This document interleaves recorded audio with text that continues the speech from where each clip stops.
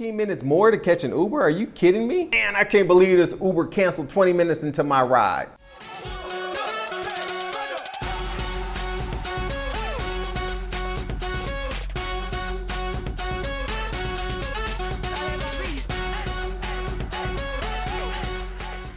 Thank you for all my returning viewers and subscribers. If you're new to the channel, know that this is the central resource for expat answers to all your difficult questions.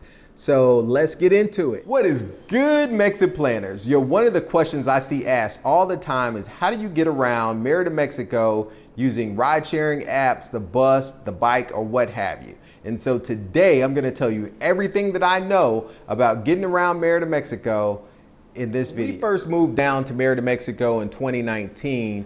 We exclusively used Ubers as well as rode our bikes. We bought a couple of bikes here and we rode our bikes pretty much everywhere. We got the bikes with the baskets and the baby seat and all of that stuff. And so that was our main form of transportation. If we weren't riding the bikes or walking, we were in an Uber, and Ubers were fantastic. We couldn't believe how easy it was to just call up an Uber, 2 minutes later, boom, it shows up and you're on your way. So that was a really good deal for us in moving to Merida, Mexico. The other thing that we started doing was riding the bus. The public transportation system here is pretty extensive, but there is some things that you need to know about riding the bus here, which we'll talk about in this video today. But first, I want to start off just talking about all the different ride sharing options because things have definitely changed since 2019.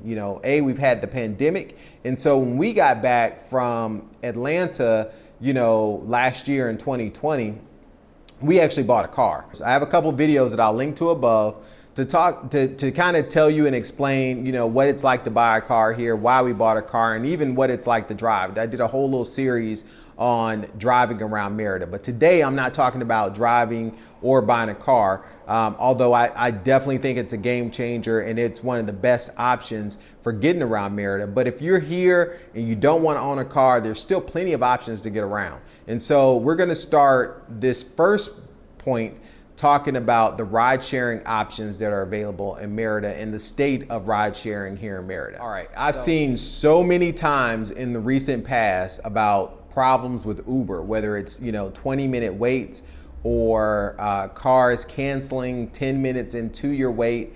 It's just been a challenge for folks coming to Merida taking Ubers. Back in 2019, you could get an Uber in 2 to 3 minutes. It would cost you $2 or $3 to go clear across town. It was a fantastic situation.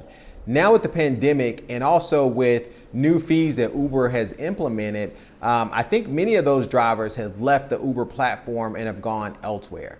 One of the first things that people want to know about coming to Merida is if you fly into the Merida airport, you cannot take Uber or any ride sharing services in the airport terminal. You can take it to the airport, but you cannot get an Uber to pick you up in the airport terminal. The taxi cab union here has a lock on the airport, like in many other cities.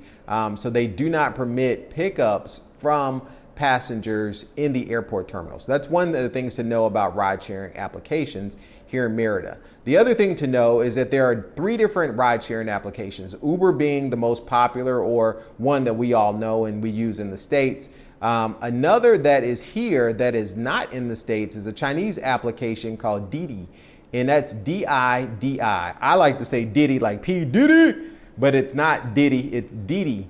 And Didi is an application that is created by the Chinese government or by a Chinese company and the government. And it works exactly like Uber. It actually has a couple of things that I like about it a little bit better.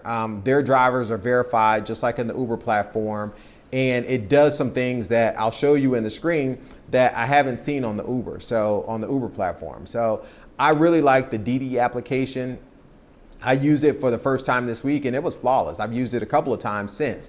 And I've just been doing a comparison of, what would it cost on Uber, what's the wait and what's the cost and wait on Didi. And Didi has beat Uber every single time in terms of wait time. So I think a lot of the drivers that were originally driving for Uber have now switched platforms. There's also another platform that we'll talk about today, and that's InDriver. InDriver is a Mexican version of Uber and Didi, And it is a little different in that with InDriver, you actually bid on your route. You bid on how much you want to pay essentially for going from point A to B. So a lot of local folks here will use InDriver, and I've actually used it a couple of times and it works out really well. But there's a couple things you need to know. So we're gonna start off talking about ride sharing. Really, I'll kick it off just talking about Uber. So Uber has had some challenges, which is what is really prompted this video.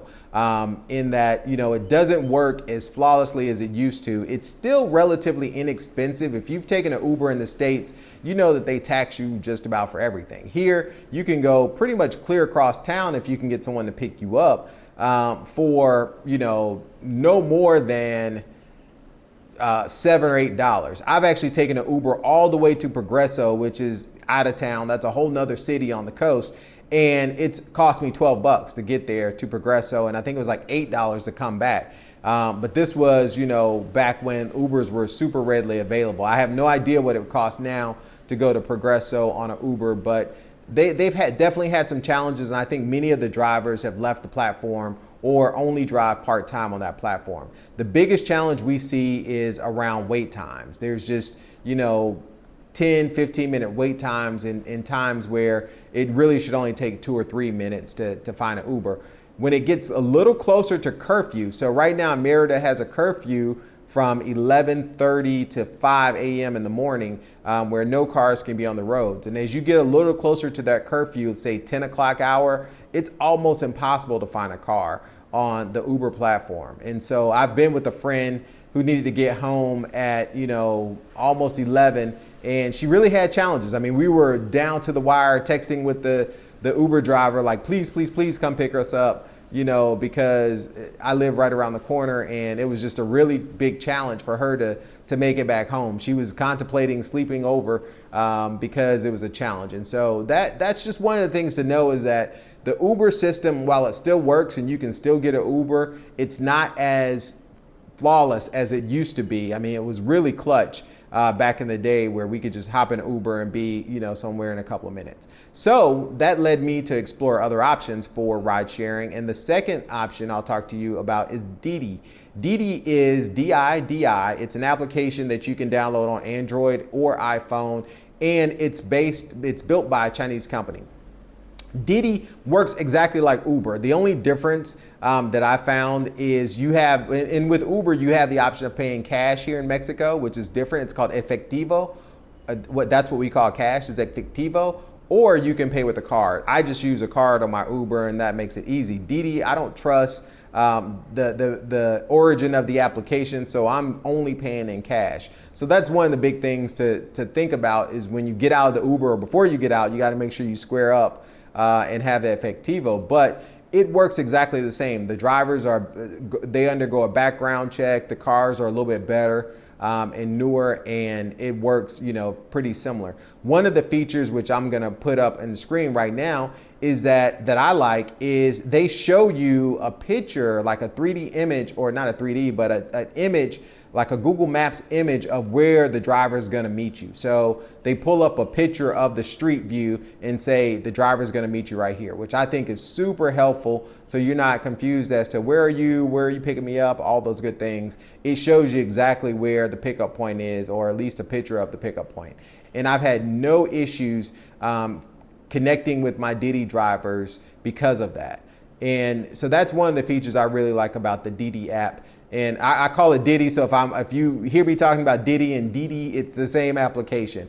But the Didi app is really cool here in Merida, and it's another option. I actually have all three of these options on my phone. The third one is an application called InDriver, I-N-D-R-I-V-E-R, InDriver. It is an application that works very much just like the other ride sharing applications. And the only difference is, I don't think they go through, I think anybody can kind of jump on InDriver and drive. My suspicion about that is that the cars are a little bit older. I don't know, that they don't tell me that anyone's passed a background check or any of those things. And with InDriver, you actually bid on how much you want to pay for a ride. So with InDriver, I say, hey, I want to pay 20 pesos to go from here to there.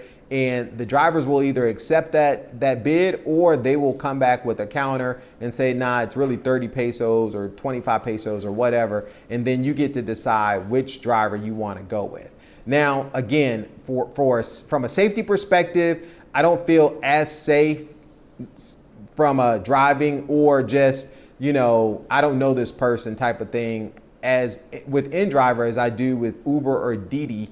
But I've never had any issues. I've never heard of any issues with InDriver. It's just, it doesn't give me all the feels of an Uber or a Didi when it comes to, is this a safe driver? Does this man have 40 speeding tickets?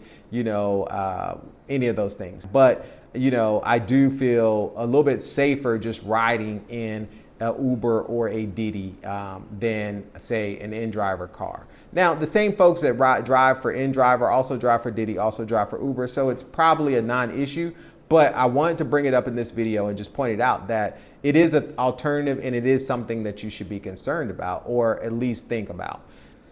So outside of ride sharing, the next options for getting around Merida is really going to be the public transportation or the bus system. There is not a subway system in Merida, and for a lot of reasons. There should never be a subway system in Merida underground because they have water issues. But an above ground train system would be awesome. And in fact, there is a discussion about a Mayan train, and I'll put a link to it, but there's a train that's supposed to link Cancun or Quintana Roo, which is the Riviera Maya area, to the entire Yucatan Peninsula. So it's going to link Merida and places even further south, like historical sites like Palenque and other places. So there is this discussion about the Mayan train, which I'll link to in this video or put in the description. But that is a future project. They're working on it now. It does not exist, and there is no subway or public train system here in Merida.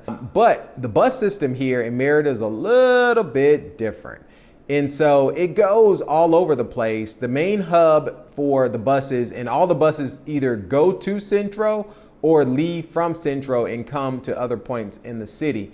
But the main hub is in Centro, and they've moved the street, so I don't really know the exact street.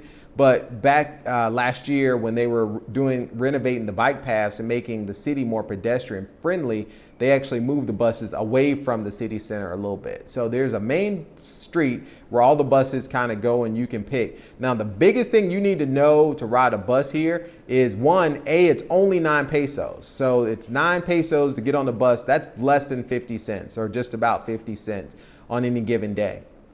So you can jump on a bus for 50 cents US dollars or 9 pesos and kind of get the point A to B. The key is which bus do you get on, right? So I've tried to use the Move It app when I first came here in June of 2019, and it was hit or miss at best.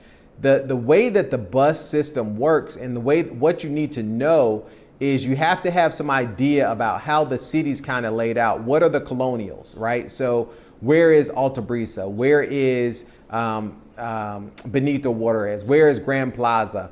Where are different, places throughout the city? Because if you don't, then you're gonna have a hard time riding a bus here.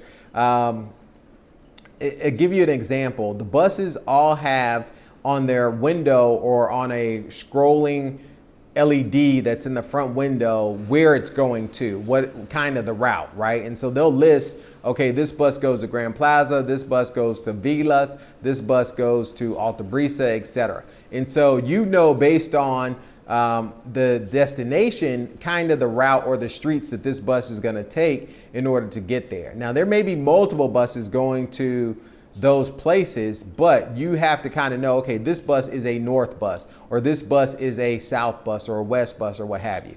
There's also this concept of combis. Combis are smaller vans that people take to and from these smaller pueblos or smaller towns to get them to Merida. So a combi is a van of like a 12-passenger van, and basically it'll have the name of this town that it's going to, like Motul or Dizentun or Mashkanu or what have you. And if you know, okay, I need to go to Mashkanu, then you can hop in that combi, and I'm not really sure the price of the combis. I think it's around the same, but it'll get you to, those smaller towns. So that's how people come in from the smaller towns or the outlying areas of Merida. They'll catch either a combi or a public bus, go into Centro, everything goes to Centro, and then from there goes to other points in the city.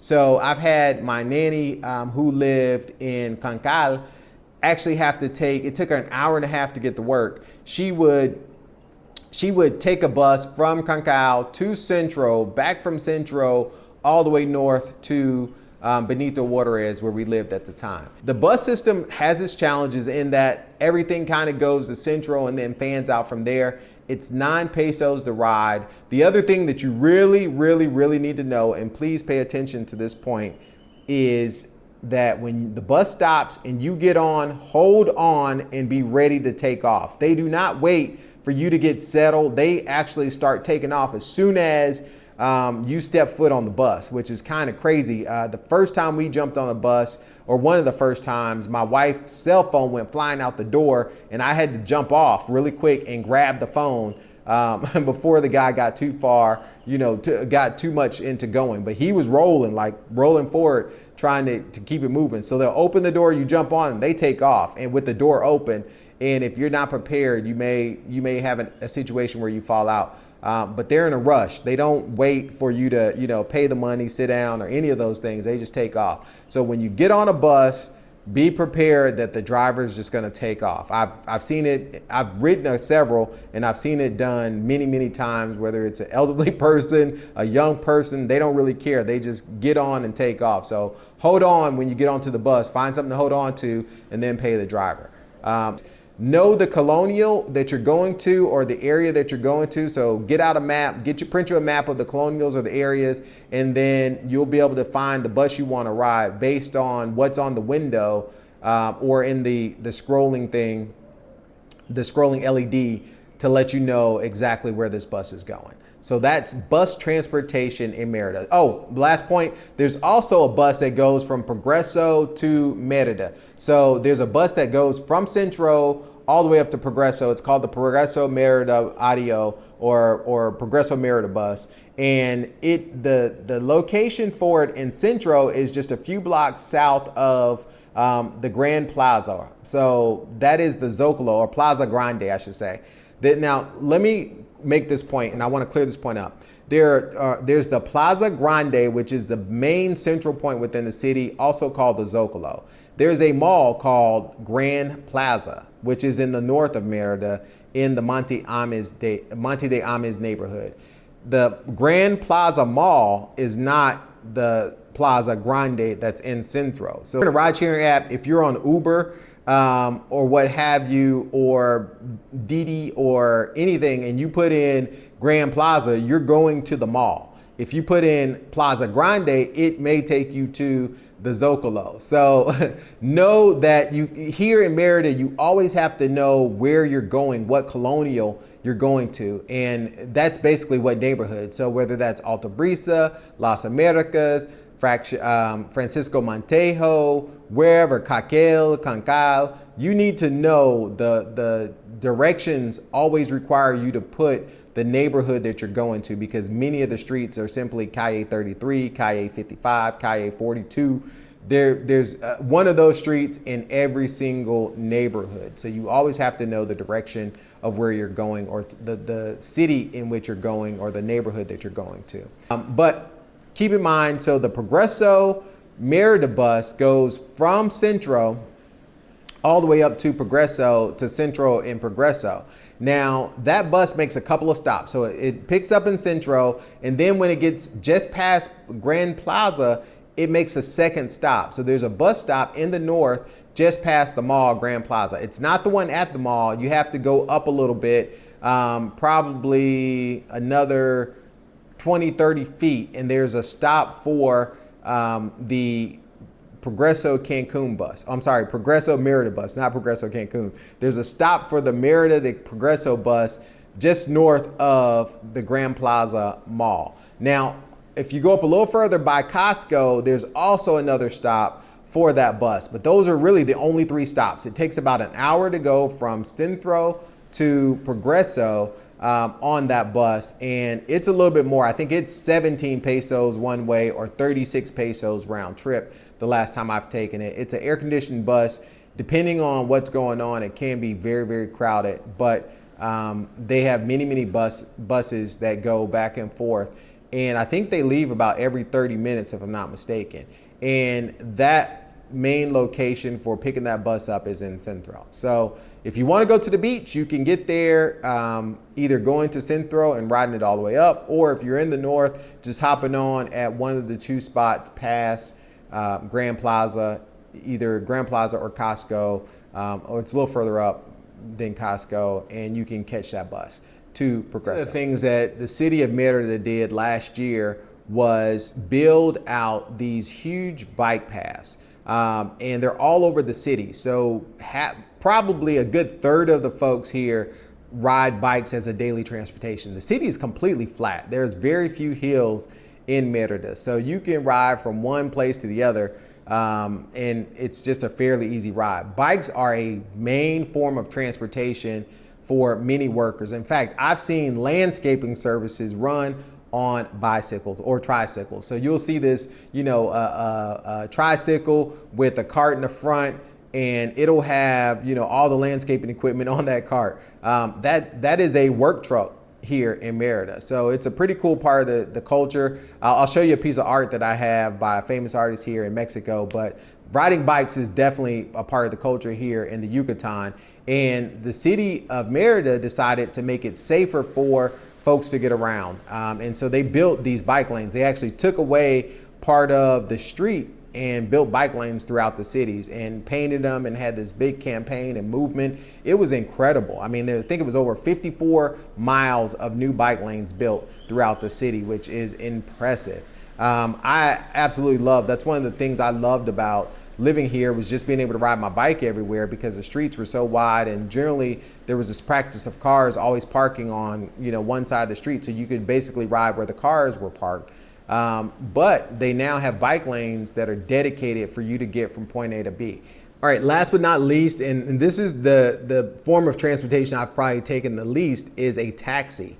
There's an application called Me Taxi, M-I Taxi, and it is it allows you to call a taxi, to ride a taxi. The taxis here are a part of a union, I believe, so the fees are pretty standard, but they're considerably more than, say, taking an Uber. Now, they're super safe. I've not heard of any issues with someone taking a taxi. The advantages of taking a taxi is that they're able to drive at times when other cars can't. So some taxis can drive, to the airport during curfew. If you have a super early flight, before say 6 o'clock or at 6 o'clock, you need to be on the road at like 5.